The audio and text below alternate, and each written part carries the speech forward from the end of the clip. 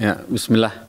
Assalamualaikum warahmatullahi wabarakatuh. Alhamdulillah hamdan katsiran thayyiban mubarakan fi kama yuhibbu rabbuna wa yarda. Asyhadu an la ilaha illallah wahdahu la syarikalah wa asyhadu anna Muhammadan abduhu wa rasuluhu. Amma ba'd. Pemirsa Fatwa TV, senang sekali kita dapat berjumpa pada hari Selasa di penghujung bulan Januari dan sebentar lagi kita masuk bulan Februari, artinya berarti tinggal menghitung mundur nih bulan Ramadan ya, bulan puasa ya. Alhamdulillah senang sekali kita. Semoga kita termasuk, kita semua termasuk orang-orang yang diundang Allah masuk ke bulan Ramadan di tahun 1445 Hijriah ya. Gitu, barakallahu fikum. Dan pemirsa Fatwa TV, beberapa kabar gembira sudah kita dengarkan, tapi saya mau ulang lagi. Apa itu? Yaitu adalah Fatwa TV sudah punya line telepon baru untuk live interaktif tanya jawab di semua asatis yang menggelar atau yang masuk acara program live interaktif, yaitu line telepon WhatsApp. Telepon loh ya, bukan teks. Kalau teks tetap ke website ya, dewanfatwa.com/tanyakan ke situ. Tapi kalau telepon bisa di WhatsApp, langsung bicara dengan ustadznya, dan insya Allah lebih mudah dan lebih murah, lebih bersahabat harganya ya. Nah, rata-rata semua udah punya paket data. Dan nomor teleponnya ada di atas kepala saya tuh, di 0821 706087 706087 0821 depannya.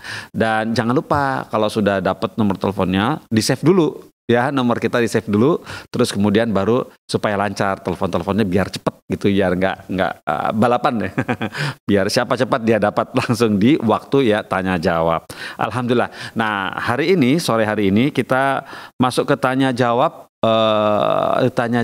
live interaktif dengan tema tarbiyah Islamiyah atau pendidikan Islam yang diasuh oleh Al-Ustadz anggota Dewan Fatwa Al-Ustadz Nafi' Zainuddin, dan beliau juga bekas mantan pernah menjabat sebagai Mudir Al-Irsyad Tengaran, kemudian beberapa sekolah di Bekasi, dan kemudian beliau punya pondok sendiri sekarang di Temanggung ya, namanya Temanggung ya, di Temanggung Jawa Tengah, dan sekolahnya nanti kita coba tanya ya. Nah, kita langsung aja tanya sekarang ya. Assalamualaikum warahmatullahi wabarakatuh Ustaz Nafi'.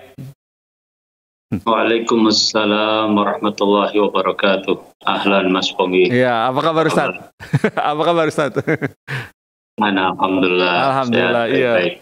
Ya, alhamdulillah. Ya, kita senang sekali akhirnya kembali bertemu Ustaz setelah kesibukan antum ya mengajar, melatih para guru di Al-Irsyad, keliling-keliling, kemudian umroh. Masya Allah, barakallahu fikum Ustaz. Pengen saya jadi Ustaz. Kemudian Ustaz, Ustaz mengenai pondok yang antum sekarang asuh ini Ustaz, di Pondok Menara Quran ya Ustaz ya, betul ya?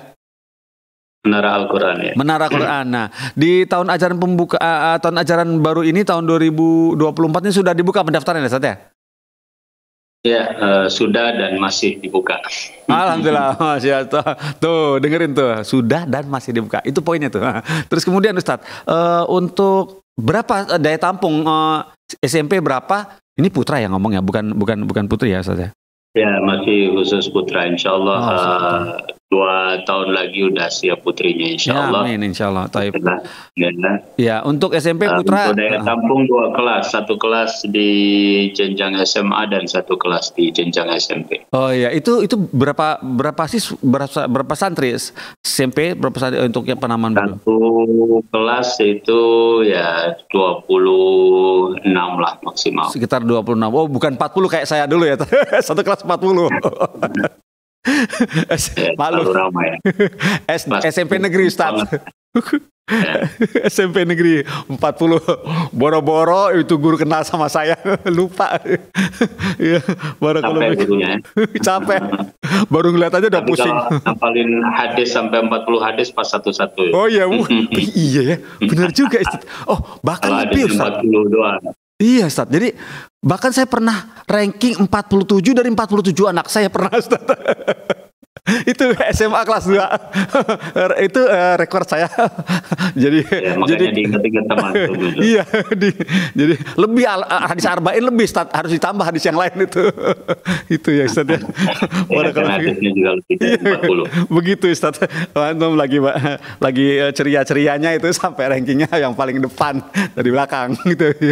Barakallahu fikum Ustaz atas waktu yang sudah diluangkan untuk kami semua di sini, untuk pemirsa Fatwa TV dan teman-teman semua yang mengajukan pertanyaan ke website dewanfatwa.com. Bersabar ya, insya Allah kami akan follow up, langsung kirim ke Japri WhatsApp-nya. Nah sekarang kita bisa mulai Ustadz.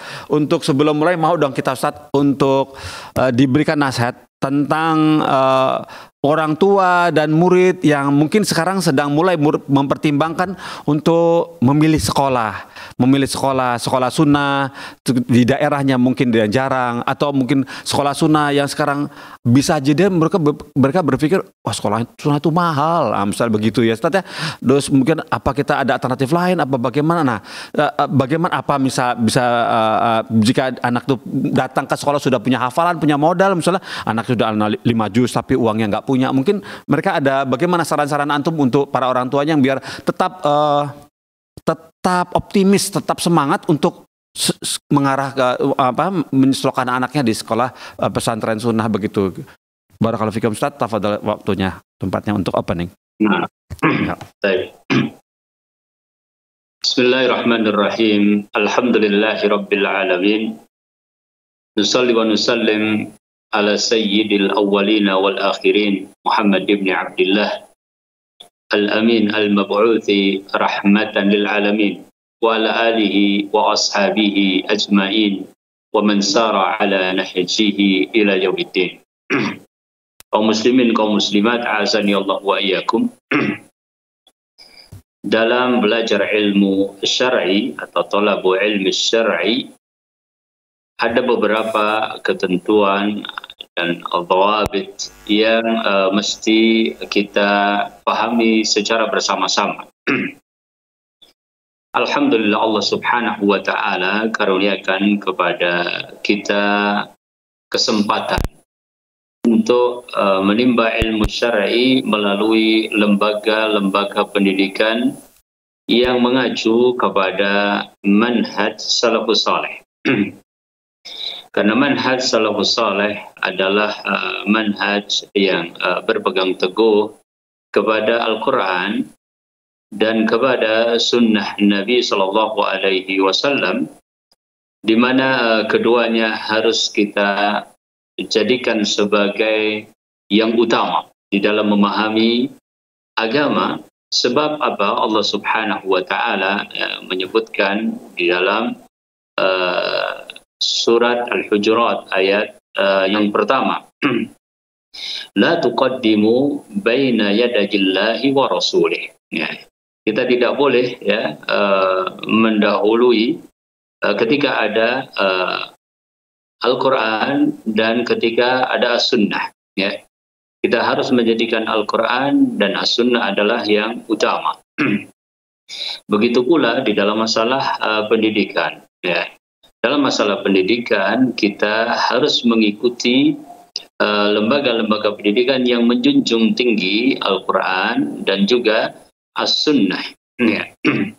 Bahkan pada hakikatnya sebenar-benar petunjuk tidak akan mungkin didapatkan kecuali yang bersumber kepada Al-Quran dan Sunnah Nabi Sallallahu Alaihi Wasallam. Dan lembaga-lembaga pendidikan yang mengarahkan kita kepada talabul ilmi syar'i secara umum bisa dikatakan alhamdulillah sudah banyak sekali. Bahkan semenjak waktu yang sangat lama, ya, meskipun mungkin di 10 tahun terakhir atau 20 tahun terakhir ini ya, sebuah rasa kebangkitan dari umat untuk kembali kepada talabul ilmi syar'i semakin besar, ya, dan juga ditandai oleh banyaknya sekolah-sekolah tersebut. Ya. Tadi sempat disampaikan oleh Mas Pongki terkait dengan mungkin kesulitan-kesulitan secara teknis ya, untuk belajar di lembaga-lembaga pendidikan yang menyuguhkan ilmu syar'i berdasarkan pemahaman para ulama salafus saleh.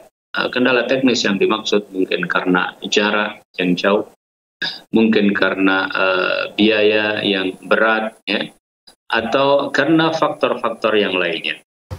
Kembali saya katakan bahwa talabul ilmi syar'i mempunyai dhawabit, mempunyai hal-hal yang perlu kita jadikan patokan. Yang pertama adalah meyakini bahwa sumbernya adalah sumber yang benar, dalam arti kita tahu bahwasanya Islam adalah Quran dan Sunnah.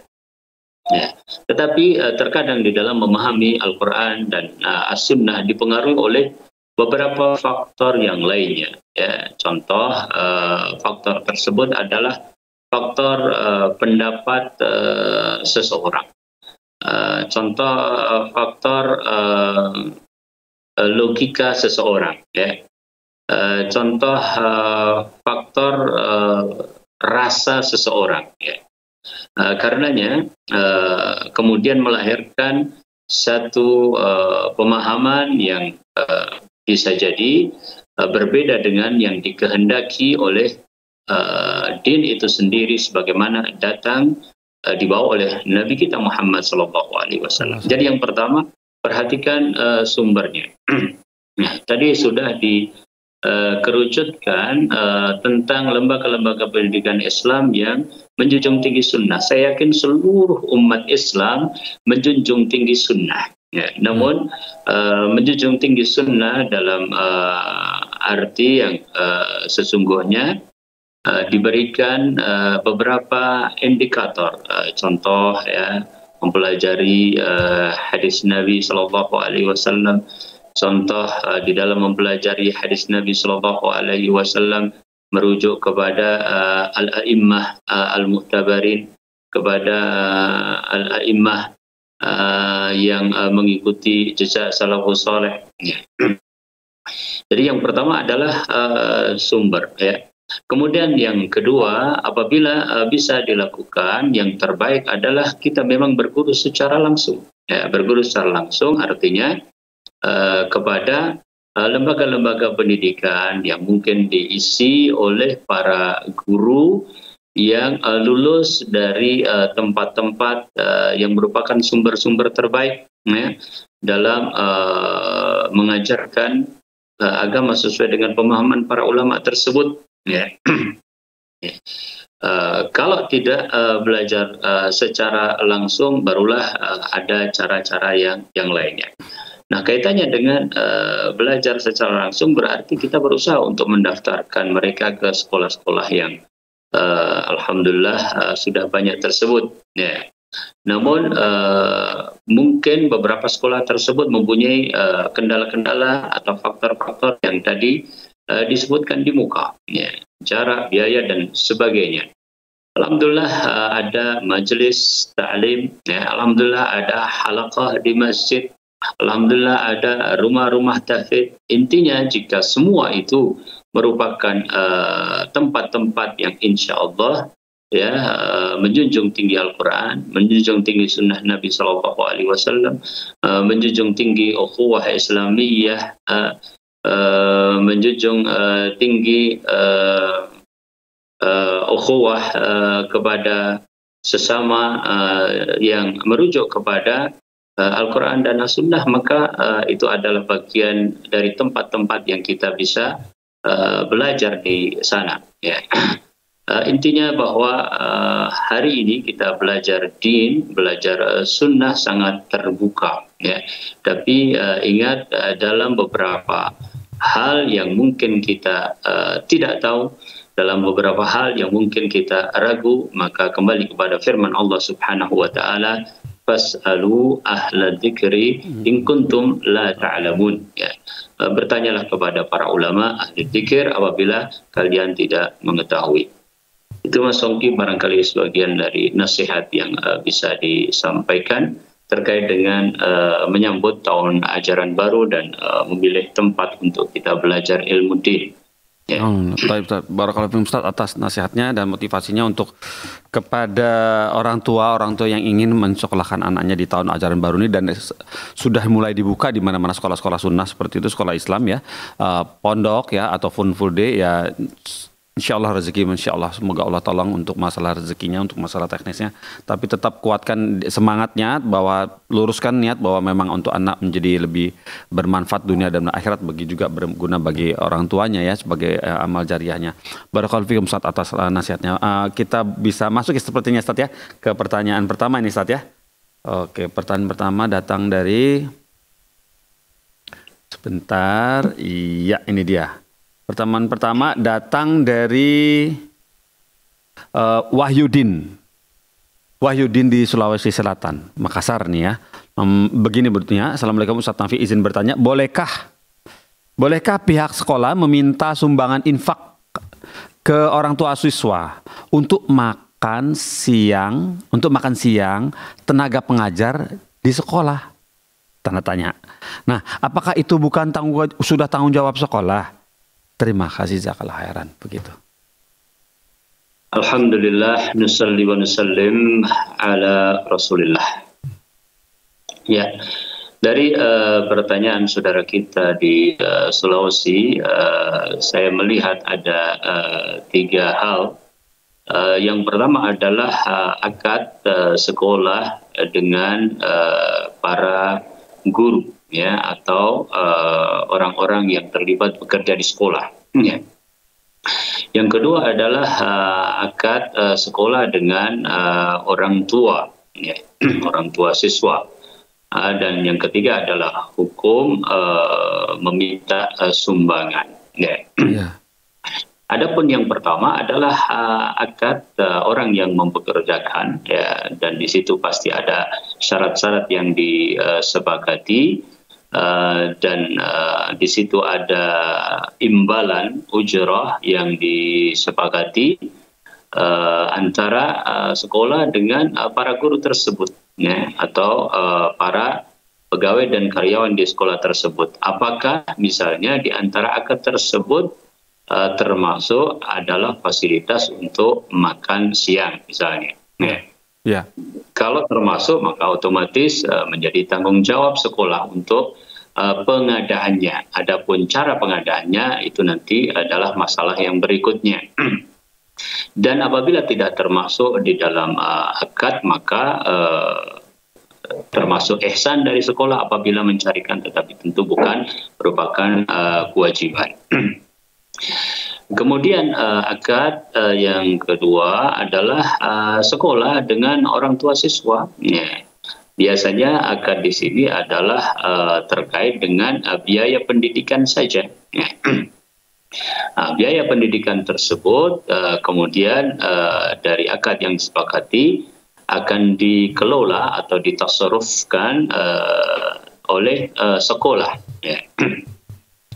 Dari seluruh pembiayaan yang masuk, misalnya operasional, katakanlah di antara bentuk operasional bisa dimasukkan masalah makan tersebut. Ya. Kemudian yang ketiga adalah perkara hukum meminta sumbangan. Ya. Meminta sumbangan secara umum atau jam'u at-tabarru'at, apabila memang ada hajah, ada kebutuhan, dan tidak dalam rangka memperkaya diri, maka hukumnya boleh-boleh saja dan tidak mengikat yang namanya jam'ut tabarru'. Maka orang menyebut open donasi dalam hal ini apabila tadi satu ada kebutuhan, ada hajah, dan yang kedua tidak di dalam rangka memperkaya diri, wallahu ta'ala alam, maka secara umum adalah boleh di dalam hal ini. Ya. Dan tabarruk tersebut ditasarrufkan atau dibelanjakan sesuai dengan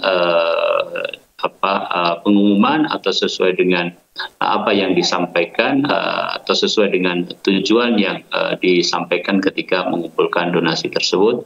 Wallahu ta'ala alam. Oh, Masya Allah, barakallahu fikum. Jadi tergantung kondisi Ustadz ya, bagaimana. Ada beberapa hal tadi, 3 hal tadi Ustadz ya. Salah satunya adalah akadnya begitu Ustadz ya. Barakallahu fikum. Yang bertanya Bapak Wahyudin, semoga bisa dipahami ya apa yang sudah dijawab oleh Ustadz Nafi begini. Kemudian pertanyaan berikut datang dari Ibu Diah. Ya, oh ya pemirsa, kami umumkan sekali lagi 0821 706087 ya untuk telepon ke acara ini. Dari Ibu Diah Permata di Qatar, negara Qatar, ya, dari negara Qatar. Begini bunyinya. Assalamualaikum warahmatullahi wabarakatuh Ustadz Nafi. Semoga Allah Subhanahu wa taala senantiasa melindungi dan merahmati Ustadz dan seluruh tim Dewan Fatwa. Amin ya rabbal alamin. Mohon izin bertanya Ustadz. Saya baru pindah ke Qatar dan masih membutuhkan penyesuaian. Saya lebih senang di rumah. Tapi suami ingin saya lebih mandiri keluar rumah dan mengikuti kajian di luar rumah dengan naik online lah, atau ojek online atau yang semacam itu ya, Ustadz ya. Nah, manakah yang lebih baik Ustadz, mengerjakan pekerjaan dan belajar ilmu agama online di rumah atau langsung offline yang disarankan suami? Syukuran jazakallahu khairan. Nah, alhamdulillahi wahdah wassalatu wassalamu ala man la nabiyya ba'dah. Ya. Pada pertanyaan tersebut juga ada beberapa hal yang bisa kita amati ya, dan bisa kita rinci. Yang pertama adalah terkait dengan cara belajar ilmu din ya, sebagaimana tadi saya sedikit singgung di dalam mukaddimah. Kemudian yang kedua adalah hukum naik alat transportasi ya, bagi seorang wanita ya, jika tidak dibarengi oleh mahram. Dan yang ketiga adalah bagaimana menyikapi perintah suami di dalam perkara ini ya. Yang pertama adalah cara belajar tentang ilmu syar'i. Mana yang lebih baik? Apakah datang secara langsung kepada ulama atau datang ke kajian? Dan jika dibandingkan dengan misalnya mempelajari ilmu syar'i sendiri, ya, baik melalui rekaman-rekaman, melalui buku-buku dan yang lainnya. Baik. Yang pertama bahwa belajar ilmu syar'i yang paling benar ya adalah talaqi kepada para ulama ya. Tentu dalam hal ini maksudnya adalah ulama rabbaniyin, para ulama yang mu'tabarin ya, dan kesempatan ini mungkin tidak banyak dimiliki oleh awam secara umum ya. Kebanyakan kesempatan ini dimiliki oleh para tulabul ilm, meskipun para tulabul ilm pada asalnya adalah orang-orang awam yang kemudian mereka beristihad untuk menjadi tulabul ilm dan bisa mujalasah dan mulazamah terhadap para ulama ya.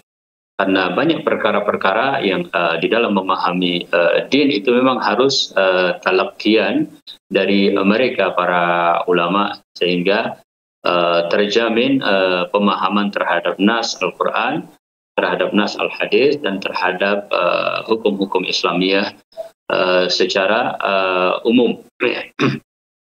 Apabila itu terhalang, maka darurat ya, kita belajar dengan cara yang lain. Di antaranya adalah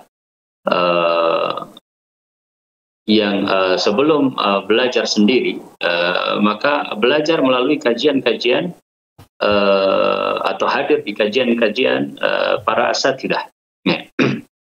Lebih baik lagi jika kajian-kajian tersebut adalah kajian-kajian yang membahas materi-materi secara runtut, atau kelas-kelas online juga ada nantinya, membahas akidah, membahas fikih, membahas macam-macam. Yang jelas dia hadir tidak sekedar memberikan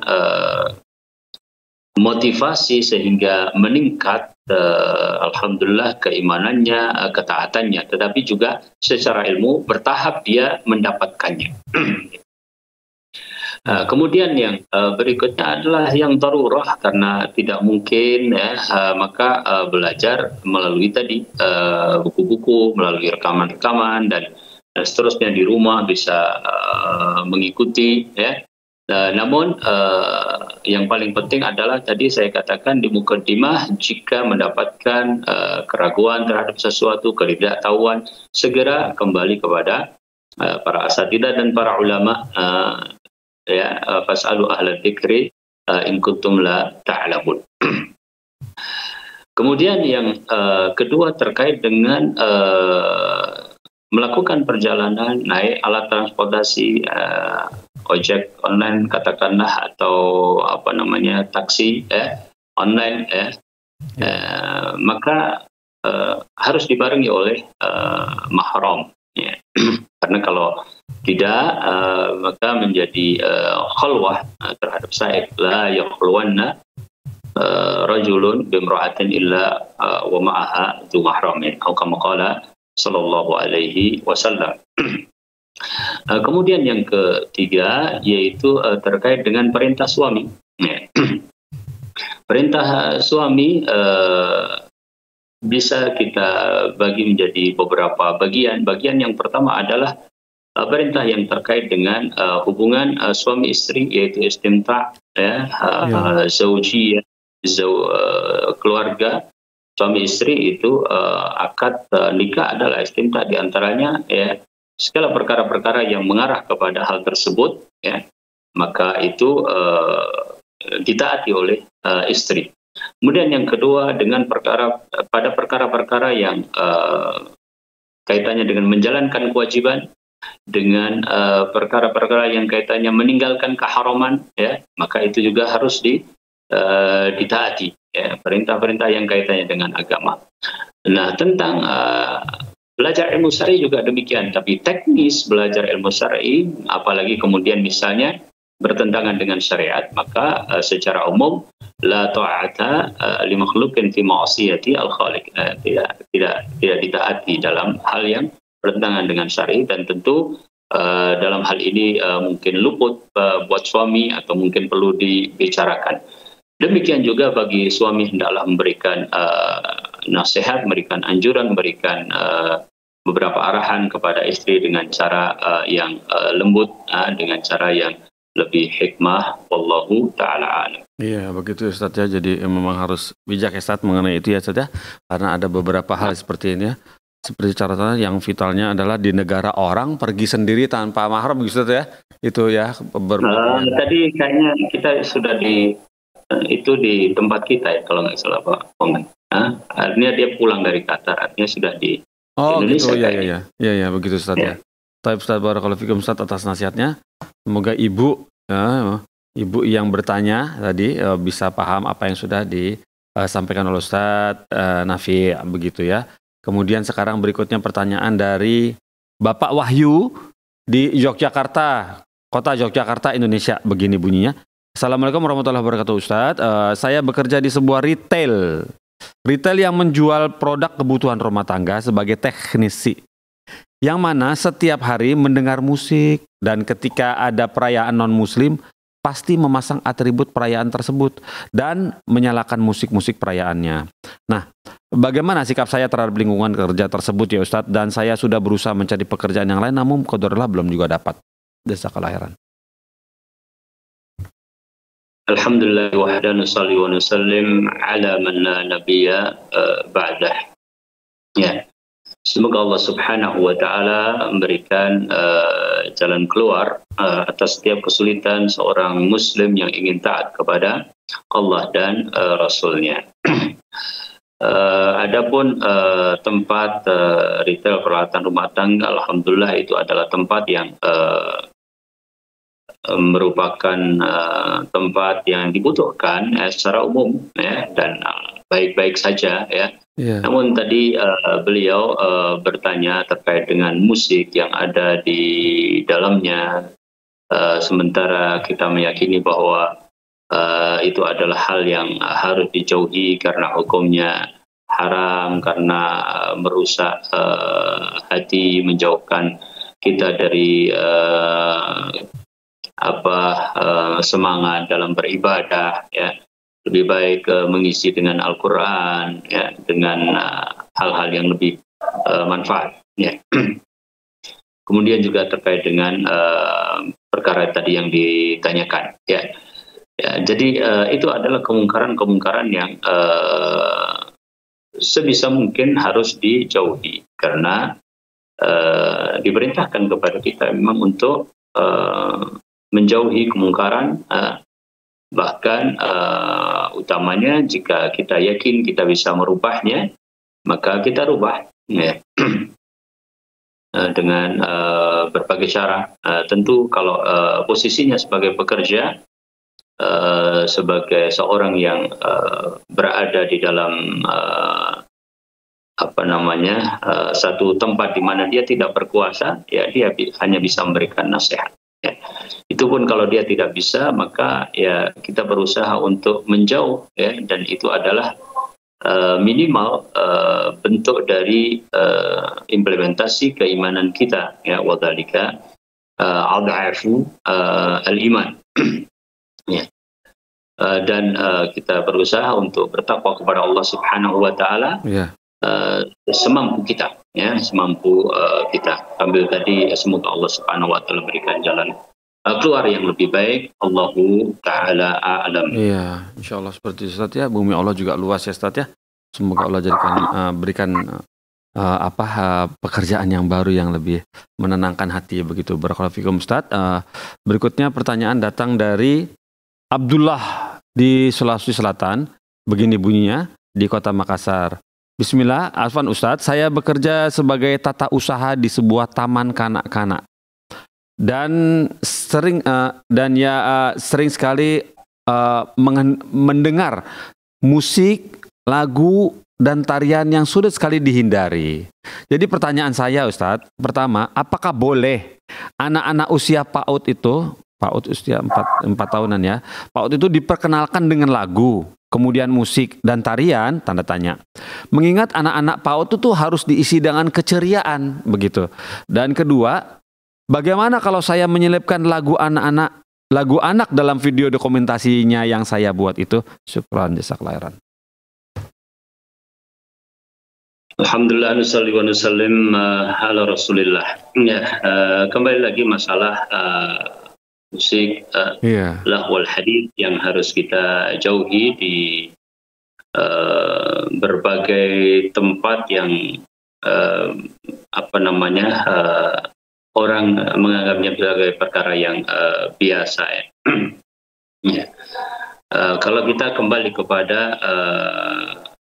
jejak para ulama salafus saleh di dalam hal ini, ya, maka hidup mereka lebih dekat kepada Al-Quran, lebih dekat kepada Sunnah, dan mereka lah orang-orang yang paling bahagia mengungkapkan kebahagiaan mereka dengan berbagai ungkapan-ungkapan yang menandakan bahwasanya mereka berada di dalam kenikmatan hati, ya, ketentraman jiwa, dan mereka lah yang disifati oleh para ulama pula bahwasanya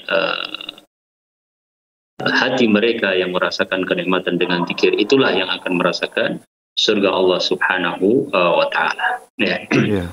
Jadi perkaranya adalah bagaimana kita mengubah kebiasaan. Iya, betul. Dan berani untuk mengubah kebiasaan tersebut, ya. Yeah. Karena kita tidak berselisih pendapat tentang kebutuhan anak pada hal-hal yang sifatnya ceria. Betul, ya. Betul. Bagaimana Aisyah radhiyallahu taala anha bermain dengan sahabat-sahabatnya di hadapan Rasul sallallahu alaihi wasallam. Tatkala Rasul sallallahu alaihi wasallam datang ke rumah, Aisyah sedang bermain dengan mereka. Ya, bahkan ketika Rasul SAW datang, teman-teman Aisyah malu dengan Rasul SAW, bersembunyi di belakang Aisyah. Memang itu adalah dunia anak-anak. Ya. Dunia dengan keceriaan, dan Islam mengakui akan hal tersebut tidak menghalangi mereka dari keceriaan itu. Ya. Dan kita tahu bahwasanya anak-anak itu mempunyai berbagai cara untuk dirinya sehingga dia tetap ceria. Jangan kita batasi bahwa keceriaan itu hanya pada musik ya, dan lagu yang kita pahami ya. Kadang mereka berlari-lari saja sudah sangat riang gembira ya. Ada tempat yang lapang sudah sangat riang gembira. Yeah. Ya. Tentu pendidikan tidak semuanya terkait dengan keceriaan dalam arti tertawa ya. Karena Nabi Shallallahu Alaihi Wasallam pada hadis yang sangat masyhur ya, ketika berkunjung kepada putranya Abu Talha ya Aba Umair madza fa'ala Nuqair ya. Jadi Aba Umair yang mempunyai mainan seekor burung ya, dan itu adalah bagian dari keceriaan anak, bagian dari bagaimana anak-anak di masa para sahabat pun melakukan hal-hal yang sesuai dengan dunia anak-anak ya. Tapi kemudian qadarullah burung tersebut meninggal. Nabi Shallallahu Alaihi Wasallam kemudian dalam kunjungan tersebut menyempatkan diri untuk menyapa dan menanyakan ya. Berarti di situ ada masa-masa di mana anak itu sedih dan harus menyikapi kesedihan tersebut ya, dan itu adalah bagian dari pendidikan ya. Sebab faktanya nanti ketika anak itu besar dia akan menghadapi berbagai keadaan ya, keadaan yang mungkin dia susah dan harus menghadapinya, demikian juga keadaan-keadaan dengan penuh kebahagiaan. Oleh karenanya lagu-lagu atau musik tersebut bisa diganti dengan yang dibolehkan seperti nasyid misalnya. Meskipun anak-anak itu hukum buat mereka tidak seperti hukum kepada kibar ya, tidak seperti hukum kepada orang-orang dewasa terkait dengan gambar misalnya, terkait dengan hal-hal yang serupa. Para ulama memberikan banyak keringanan karena memang mereka juga belum balik ya. Ada kemudahan-kemudahan, tetapi yang perlu diperhatikan bahwa di antara hal yang terpenting di dalam pendidikan anak-anak usia PAUD adalah satu keteladanan, yang kedua adalah pembiasaan. Artinya kita sebagai yang sudah dewasa pasti akan berikan keteladanan yang baik untuk mereka, dan yang kedua dibiasakan pula mereka untuk sesuai dengan syariat, sesuai dengan Al-Quran dan juga sunnah Nabi Sallallahu Alaihi Wasallam. Allahu ta'ala. Barakallahu fikum Ustaz, seperti itu pembiasaan yang penting saja.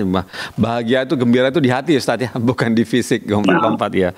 Barakallahu fikum Ustaz ya. Kemudian yang bertanya semoga bisa paham tuh ya, Bu Bapak Abdullah di Sulawesi Selatan ya, di Makassar.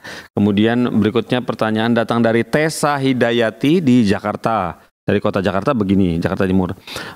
Assalamualaikum Ustaz Nafi, semoga Ustaz dan keluarga beserta tim selalu diberikan keberkahan oleh Allah dan juga kaum muslimin dimanapun berada. Amin. Ustaz, saya adalah seorang guru di sebuah sekolah swasta di Jakarta. Saya seorang guru swasta di Jakarta. Yang saya tanyakan apa hukumnya? Apa hukumnya menerima hadiah dari wali murid ketika pengambilan raport? Ataukah ataupun ketika hari guru, karena lembaga sekolah saya memperbolehkan hal tersebut. Nah, apa hukum menerimanya hadiah ini menurut Islam? Jazakallah khairan. Alhamdulillah, nusalli wa nusallim ala Rasulillah. Ya.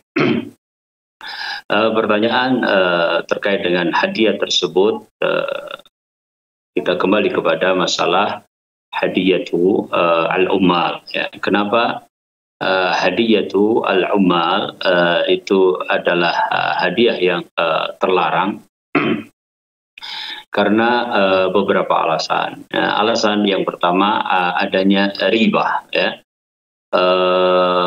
yaitu hal-hal yang diragukan ya akan menjadikan seseorang tidak bersikap lurus sebagaimana seharusnya, ya, tentang keadilan, misalnya, ya, di dalam memberikan pendidikan, dalam memberikan pelayanan, di dalam memberikan nilai kalau itu terkait dengan nilai rapot. Ya. Yang kedua, kekhawatiran akan adanya bentuk riswah. Ya. Riswah artinya adalah suap. Ya. Dan suap adalah perkara yang sangat buruk karena merubah dari yang benar menjadi salah atau membenarkan yang semestinya salah dengan sebab riswah tersebut. Yang ketiga, adanya segala bentuk penyimpangan dari kebenaran. Ya. Kemudian yang keempat, adanya tuhmah. Ya, tuhmah, ya, orang kemudian menjadi tertuduh, ya, dengan seperti itu, dikhawatirkan tidak objektif, ya, dikhawatirkan melakukan penyimpangan dari yang semestinya dilakukan dalam bentuk keadilan dalam dunia tarbiyah tersebut. Nah, alasan-alasan itulah yang kemudian menjadikan yang namanya hadiatul umal itu terlarang. Bagaimana jika lembaga mengizinkan? Ya, tentu itu juga bukan ukuran. Ya, yang lebih selamat adalah justru hadiahnya itu diberikan kepada institusinya, kepada lembaganya, ya, sehingga lembaga bisa mentasarrufkan, ya, kepada para pegawainya atau karyawannya, sehingga perkara-perkara yang tadi dikhawatirkan tidak terjadi. Ya. Atau hadiah tersebut dibolehkan menurut para ulama jika memang biasanya dahulu sudah memberikan, kemudian tidak melebihi ukuran yang dulu sudah biasa diberikan, atau dibolehkan juga ketika sudah purna dari tugas, sudah selesai dari tugas. Jadi hal-hal tersebut seharusnya diperhatikan dan tentu lebih selamat tidak diterima, atau bagaimana institusi atau lembaga memberikan jalan keluar supaya hadiah umal yang terlarang itu bisa dihindari dengan baik. Wallahu ta'ala. Barakallahu fikum, Ustaz, seperti itu, Ustaz, ya. Banyak hari ini surat para guru ini. Berikutnya, pertanyaan berikutnya datang dari David. David di Kepulauan Bangka Belitung, Kota Pangkal Pinang. Begini bunyinya. Assalamualaikum Ustaz Nafi. Izin bertanya, apa hukumnya mengajar pelajaran umum maupun tahsin tahfiz dengan mengatakan tarif seikhlasnya, dalam kurung tidak ada tarif yang pasti? Syukran jazakallah khairan. Iya. Alhamdulillah, nusalli wa nusallim ala Rasulillah. Ya, di pertanyaan tersebut mungkin juga ada beberapa hal yang perlu kita perhatikan. Yang pertama terkait dengan ta'lim yang diberikan oleh seseorang, baik ilmu din, ilmu umum, atau ta'limul Quran, ya, sebagaimana yang sebaiknya, dan bagaimana apabila mengambil upah. Adapun yang sebaiknya tentu adalah ta'lim bil majjan, ya, artinya tidak ada biaya apapun, ya. Jika itu memang ikhlas dilakukan oleh seseorang dalam rangka menyebarkan ilmu din, dalam rangka mengajarkan Al-Quran, dalam rangka menyebarkan kebaikan, maka pada asalnya itulah yang terbaik. Ya, sebagaimana juga dikatakan oleh Ibnu Abdul Bar rahimahullahu ta'ala di dalam kitab beliau Jami' Bayanul Ilmi wa Fadlih. Ya. Yang kedua, bagaimana mengajar dengan mengambil upah, ya. Nah, itulah kira-kira yang berlaku di sekolah-sekolah dan juga di berbagai tempat, ya. Secara umum juga boleh, ya, sebagaimana hadis Nabi Shallallahu Alaihi Wasallam tentang ruqyah, ya. ketika seorang pimpinan kaum ya tersengat binatang, kemudian diruqyah oleh sahabat. Kemudian sebelumnya meminta agar diberikan makanan kambing untuk hal tersebut ya. Kemudian sampai berita itu kepada Rasul Shallallahu Alaihi Wasallam. Kemudian Rasul Shallallahu Alaihi Wasallam mengatakan idribu li ma'akum bisahmi.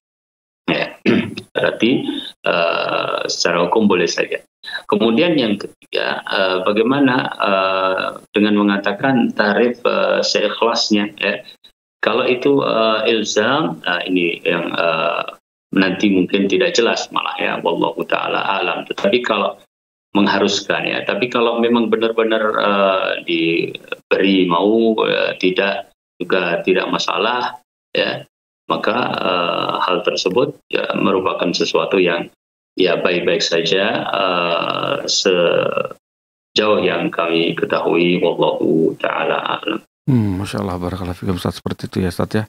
Kemudian pertanyaan berikut ini datang dari Sohwan Setio. Sohwan Setio di Jawa Tengah ini, di Purbalingga. Begini bunyinya, Assalamualaikum Ustaz Nafi, izin bertanya mengenai apakah saya bolehkah belajar kitab terjemah?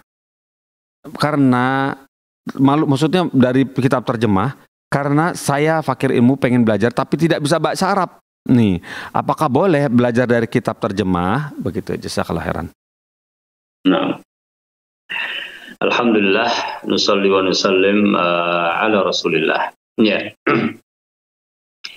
Pada asalnya setiap Muslim dianjurkan untuk belajar bahasa Arab.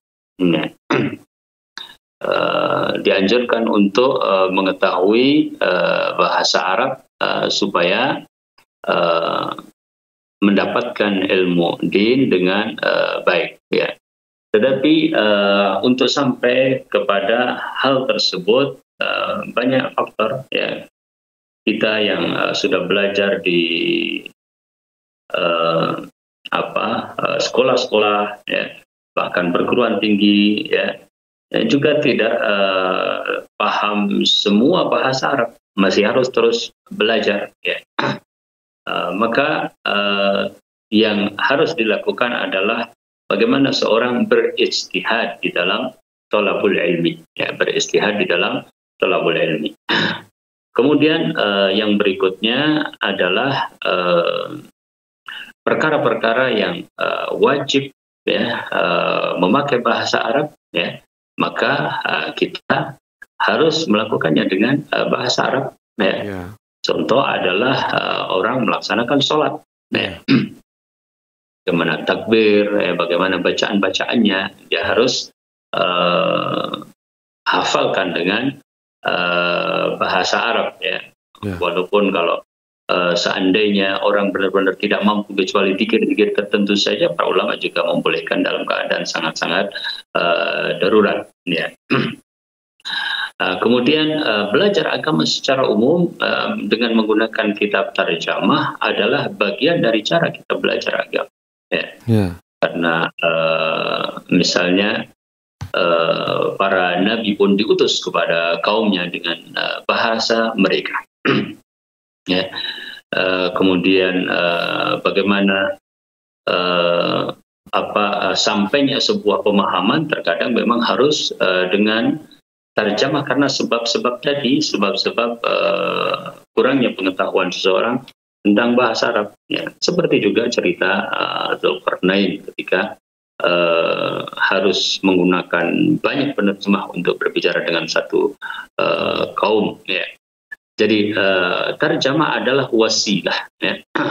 Maka wasilah yang menyampaikan kepada al-haq, wasilah yang menyampaikan kepada sebuah kebenaran adalah termasuk perkara yang disyariatkan ya.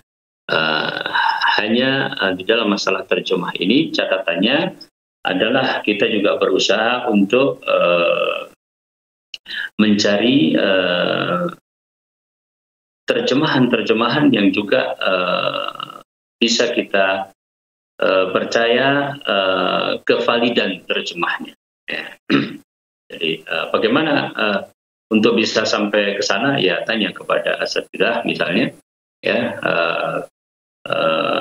contoh misalnya bahwa ada penyimpangan terjemahan di dalam terjemah Al-Quran, ya, misalnya, ya, maka kita perlu berhati-hati, terjemah yang recommended yang seperti apa, sampai kepada misalnya sebuah terbitan buku yang secara kevalidan terjemahnya lebih bisa dipertanggungjawabkan, maka kita berusaha untuk sampai kepada hal tersebut. Wallahu ta'ala.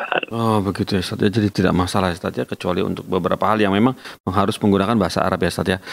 Memang ada, kita terjemah ternyata ada level-levelnya Ustaz ya, ada tingkat-tingkatannya begitu Ustaz untuk pembelajaran gitu.